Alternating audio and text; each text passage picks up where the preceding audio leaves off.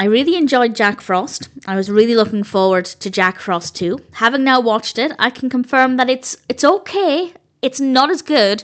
There are some moments that I enjoyed. There's one moment in particular which I loved, but it's a bit of a spoiler, so I'll mention that at the end.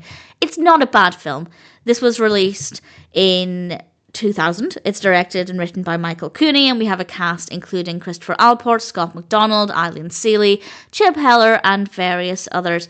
And this is, of course, about the character of Jack Frost. I won't go into too much detail, but he became a snowman. He was a killer, he escaped, he became a snowman, and he is back again. And it makes sense with how he's back and how he comes to life again. Everything makes sense within the context of the story. And this time he goes on a killing spree in the Bahamas, which I wasn't sure would work very well.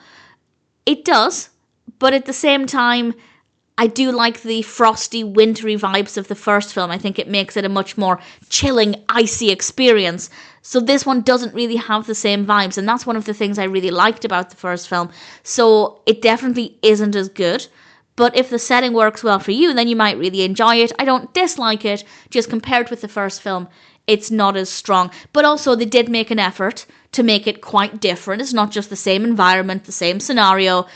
As far as the sequel aspect goes, it's similar but different, and I think they did a decent job with that. The narrative does work.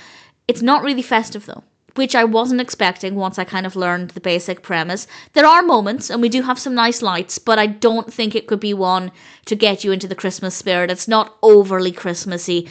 The performances are good.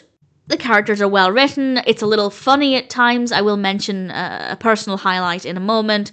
And if you liked the first film, I'd say give it a go. It's a good way to continue the story, to get to know the character more and spend more time with Jack Frost. If you didn't like the first film, unless the reason you didn't like it is the frosty, wintry vibes, then I'd say it's probably not worth watching this one. But if you're curious, check it out. Let me know what you think. I hope you enjoy it. The story still works. The characters and performances are great. All of the technical aspects, music, lighting, everything, absolutely fine. And I will now mention a highlight.